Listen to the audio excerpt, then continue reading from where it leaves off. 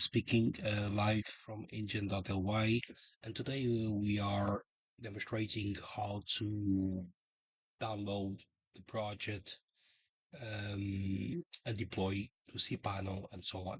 So yeah, so we are going to use the same project. Yesterday we created a project for a real estate website, very basic, and today we need to know how to download it and deploy to cPanel. Okay, so you click the project.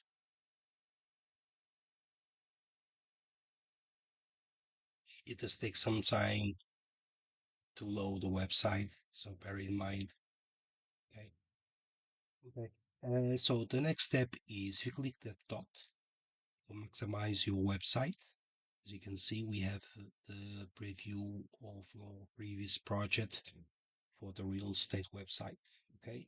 As I mentioned previously, if you need support, feel free to contact our email or our Discord community, which we are still populating the channels. All right. Most of the projects do have a shortcode. So what that means is if you want to create a website, you have to type the prompts, right? So you want to make sure you export a chat. So if some reason your project is not saved in your account, you can use the same code. All you have to do, click. There you go. And then you can also export the code there. It normally takes a couple of seconds. There you go. It will be saved on your laptop in the download files section. So if you want to deploy the website, so there is a few features we will be covering in the next video tutorials, but today we are going to keep it basic. So if you want to download the website build, the website was created using your prompts and the AI modules, you can just click here, download build for cPanel. So if you're just going to have a basic website, you can just go with the share hosting. If it's a complex website where most of the time people can join a membership and so on, I would suggest VPS. Okay, so it does take some time to be deployed. It's compiling all the code, so will be deployed to your laptop, which you can download and then upload to your cPanel. So you can see it's already there. If you want to do for WordPress, you can do the same. There you go, download WordPress. There you go, it's been deployed.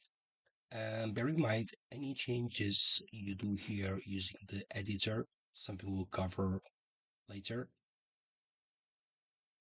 you need to download the project again because any changes, any colors or menu or anything, all you have to do is download the code again and upload to your cPanel, replacing the files that are in your hosting. Okay, and this is all the files, downloads, as you can see, all there.